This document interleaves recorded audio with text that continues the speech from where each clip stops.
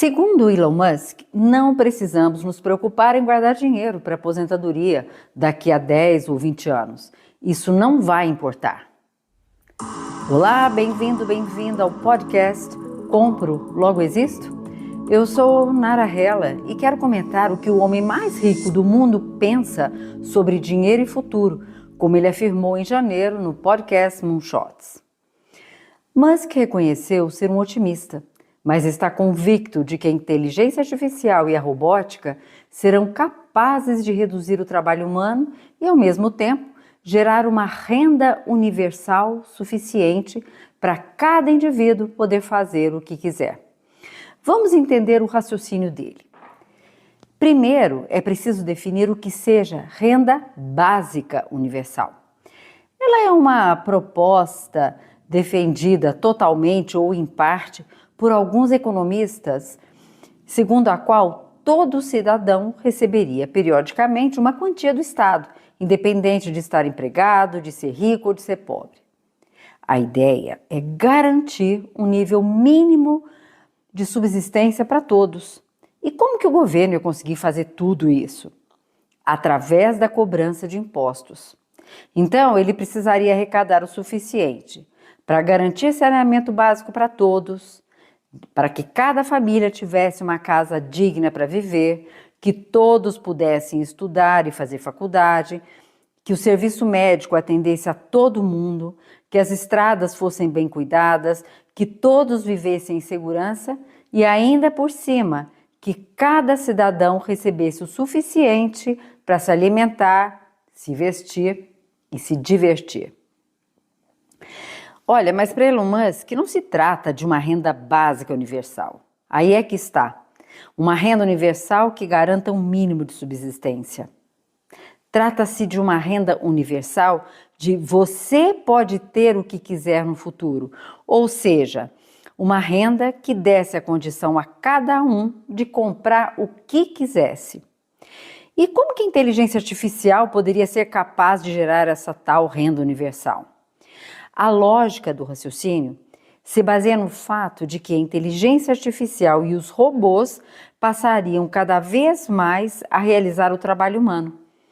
Musk acredita que em 2030 a inteligência artificial superará a inteligência de todos os humanos combinados, olha só. Com isso, muitas profissões irão desaparecer ou vão precisar de menos pessoas para realizar o trabalho. Ele acredita que com isso a produtividade vai aumentar, gerando riqueza para as empresas proprietárias dessas tecnologias. Consequentemente, levaria à necessidade de redistribuir parte dessa riqueza para a população. Bom, nesse cenário, a renda universal funcionaria como uma forma de garantir renda mesmo para quem não conseguisse vender sua força de trabalho, ou seja, que a pessoa não trabalhasse. Musk afirmou em diversas ocasiões que considera a renda universal uma consequência provável da automação em larga escala. Ele afirma que se as máquinas fizerem a maior parte do trabalho, será necessário algum tipo de renda universal elevada para sustentar o consumo e a qualidade de vida da população. Olha, a lógica econômica é simples. Se ninguém tiver renda, ninguém poderá comprar os produtos e serviços produzidos pelas máquinas. Portanto, é necessário uma renda que possibilite ao cidadão comprar o que for produzido, não só para garantir a prosperidade econômica, mas também para que o cidadão receba tal renda universal para ele ter o que quiser, como defende Musk.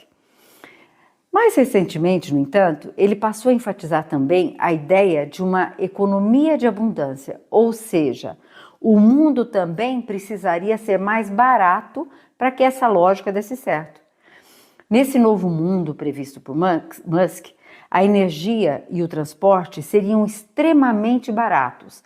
A produção de alimentos estaria altamente automatizada, os robôs fariam grande parte do trabalho doméstico e industrial, fazendo com que o custo de tudo isso caísse drasticamente. Então, resumindo, para a equação dar certo, precisaria, de um lado, da existência de uma renda universal e, de outro, que os produtos essenciais também custassem pouco. Bem, agora vamos trazer um pouco de realidade nesse cenário ideal de Elon Musk, que, convenhamos, tem todo o interesse que tudo isso que ele projeta para o futuro dê certo. Pense nas pessoas no ócio, no dolce far niente, aquelas que não vão trabalhar, que vão viver a vida do jeito que elas querem. Já que elas têm tempo, podem estar mais dispostas a tarefas, digamos, mais prazerosas, que as levem a gerar filhos. Isso aumentaria a necessidade de mais gastos do governo para garantir a saúde e a educação dos novos cidadãos. Também precisamos considerar que, com o avanço da medicina, as pessoas estão vivendo mais, mas elas continuam envelhecendo. E vai chegar um momento em que mais pessoas vão precisar de cuidados médicos ao mesmo tempo. Será que a inteligência artificial seria capaz de gerar riqueza suficiente para suprir tudo o que vai acontecer ao mesmo tempo? Bom, como estamos falando de riqueza, logicamente, precisamos falar de economia. Embora ela trate de gerar riqueza, é considerada pelos teóricos como a ciência da escassez, porque busca suprir as pessoas com todos os bens que elas necessitam para viver. Mas isso em teoria, porque na realidade ela não quer isso. Ela precisa criar sempre novos desejos no indivíduo para que as empresas tenham cada vez mais o que produzir e, com isso, fazer com que a economia também cresça. Agora, isso nos leva a uma outra questão. Se você pensar na história do mundo, vai ver que sempre quem teve dinheiro teve também poder. Isso significa que uns vão querer ter mais dinheiro que outros para terem mais poder sobre eles. Então, essa tal renda universal, de alguma forma, nunca será igualitária para que um grupo seja exatamente economicamente mais forte. Mas, sabe, uma coisa nisso tudo me deixou pensando. Musk argumentou que a inteligência artificial iria levar ao aumento da produtividade, que geraria mais riqueza e que tal fato levaria à necessidade de redistribuir essa riqueza para a população. Será mesmo? Existiria essa necessidade de redistribuição da riqueza? Se o dinheiro é poder, distribuir a riqueza seria também diminuir o poder de quem detém essa riqueza. Então, como é que se daria essa necessidade? Talvez Musk tenha pensado que ter riqueza demais automaticamente gere responsabilidade por quem tem essa riqueza. Mas ele não é justamente o homem que detém a maior riqueza, o homem mais rico do mundo? Agora vamos pensar no Estado, no governo. Ele também teria interesse na riqueza das empresas, porque se elas vendem mais, vão pagar mais impostos para que o governo possa pagar a renda universal e dar conta de administrar o país. Mas se o governo é quem garante a renda da população, ele não teria poder sobre os cidadãos? A renda universal poderia se tornar um instrumento de manipulação, tipo, quem não seguir certas determinações terá seu rendimento cortado, por exemplo. Mas veja que o poder não está só com dinheiro. Raciocine comigo. Se com a inteligência artificial muitas profissões vão desaparecer, para que então garantir curso superior a todos? Isso significa que só uma parcela da população deteria o conhecimento. Conhecimento é poder. Portanto, o conhecimento também seria uma forma de poder de uma minoria sobre a maioria. Mas tem uma coisa muito importante que não podemos esquecer. A inteligência é artificial, ou seja, não é humana, mas foi criada a partir do conhecimento humano. Por trás da inteligência artificial, existem indivíduos que a adotaram de conhecimento através dos programas criados por humanos, com dados inseridos por humanos. Se a programação determinar que 2 mais 2 é igual a 5, a inteligência artificial vai basear todos os seus cálculos nessa determinação. Portanto, se você inserir bobagem num programa, vai ter como resultado também bobagens. Isso significa que na base da inteligência artificial estão indivíduos capazes de usá-las para muita coisa útil, mas também para manipulação. Vou dar um exemplo prático. Hoje é possível fazer com que a boca de uma pessoa em um vídeo mexa como se ela estivesse falado uma coisa que na realidade ela nunca falou. Ou então, colocar a cabeça de alguém no corpo de outra que esteja cometendo um delito. Bom, então agora vamos partir para uma questão filosófica. Vamos então imaginar uma sociedade de renda universal na qual a inteligência artificial possa permitir que uma parte da sociedade trabalhe para sustentar aquela outra parte maior que vai ficar fazendo somente o que gosta e recebendo a mesma renda universal daqueles que trabalham para ela. Podemos dizer que essa sociedade seria justa? Ok. Poderíamos então tentar resolver isso pagando mais para aqueles que trabalham enquanto os outros vivem a vida como querem. Mas neste caso, não estaríamos criando uma elite? Seriam pessoas que teriam maior conhecimento e também maior poder financeiro que a grande maioria. Seriam pessoas então que teriam ao mesmo tempo o conhecimento, que é poder, e o poder financeiro, o dinheiro, que também é poder. Então, a sociedade estaria estratificada em 3 níveis. A base seria formada pela grande maioria da população, que estaria levando a vida como se fosse um eterno lazer. Logo acima seria o nível do meio, logicamente menor que o da base, e era formado por aqueles que trabalham, ou seja, aqueles que detêm o conhecimento e trabalham para aqueles que vivem a vida tendo lazer, que estão na parte de baixo, né, na base dessa pirâmide, vamos dizer assim. Mas seria também um nível superior, muito menor. Esse nível seria um nível de poucas pessoas que estariam ali, o governo e aqueles que detêm o controle da inteligência artificial e dos meios de produção e que, obviamente, controlam a riqueza do país. Então, essa sociedade, mesmo com renda universal, não seria igualitária. Seria uma sociedade em que a grande maioria da população seria nivelada quanto à renda, enquanto a parte do topo teria a possibilidade de renda ilimitada. Em outras palavras, a renda dos níveis básico e médio teria limites determinados pelo topo, pela turma da renda de cima, a turma que dominaria o processo produtivo.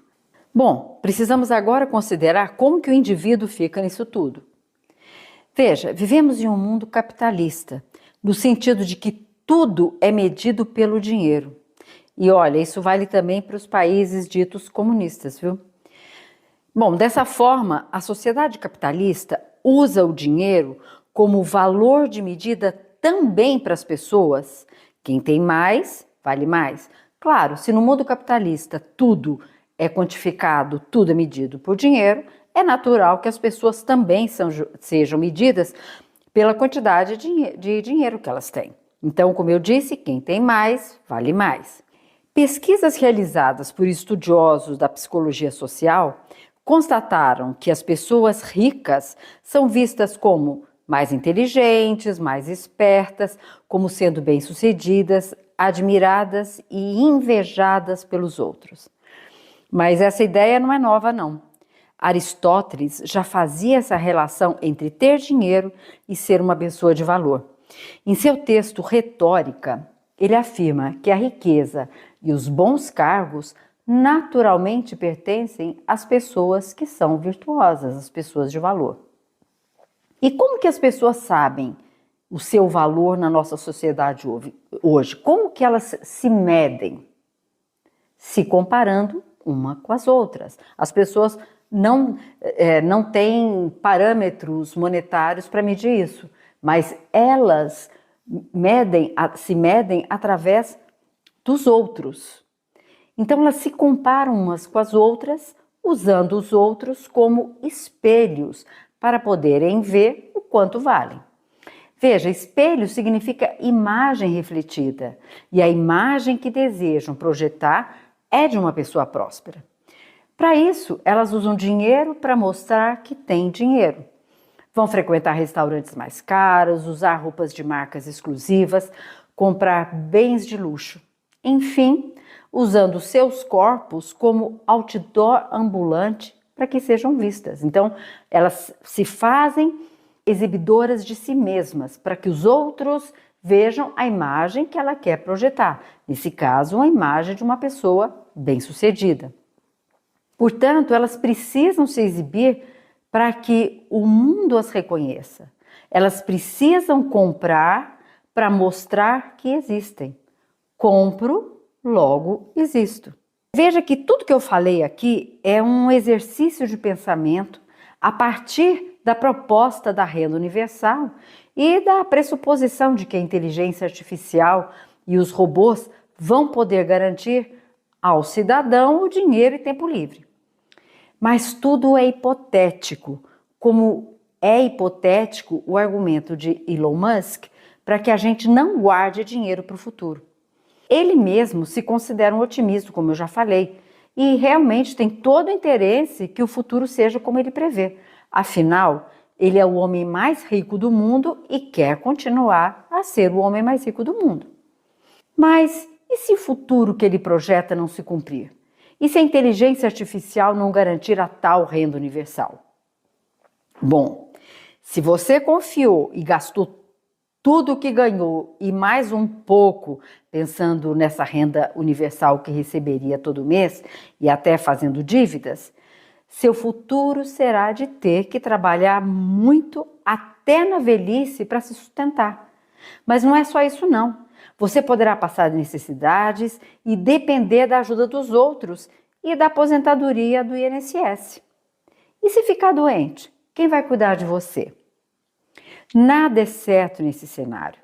A única coisa certa é você pensar como que é viver na velhice e tomar as rédeas da sua vida agora, no presente, para que você tenha o poder sobre o seu futuro. Como? Começando por fazer seu orçamento e analisando como gasta e por que gasta. Você gasta para você ou para que os outros te vejam?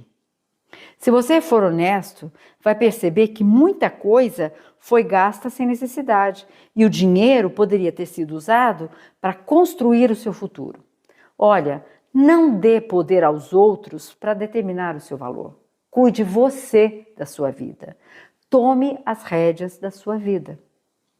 Mas, se por acaso for instituída mesmo a renda universal e você, já tendo poupado para o futuro, poderá usar essa renda extra, essa renda universal, para realizar todos os seus sonhos. Quem sabe até ir à estratosfera num foguete da SpaceX. Mas Elon Musk também fez uma pergunta importante. Se você realmente tiver tudo o que quer, realmente esse é o futuro que você deseja? Como que seria a sociedade em um mundo em que todos os cidadãos têm seus desejos atendidos? Você já pensou nisso? Se isso fosse possível? Bom, a princípio seria o melhor dos mundos. Um bando de seres felizes, como crianças mimadas para quem os pais não negam nada, fazem todos os seus desejos. Mas também não haveria esforço próprio para se alcançar objetivos, nem alegria da conquista. Como que o indivíduo ia saber o seu valor? Como que ele se mediria? Mas por quê? Porque veja que seria um mundo sempre igual, previsível e até monótono. Não haveria fome, claro, nesse aspecto seria positivo. Mas haveria a doença que não foi possível curar, a morte por acidente que não pôde ser evitada, o amor que não foi correspondido, a velhice que chega por mais que se esforce para evitar, a morte que vem mesmo sem ser chamada.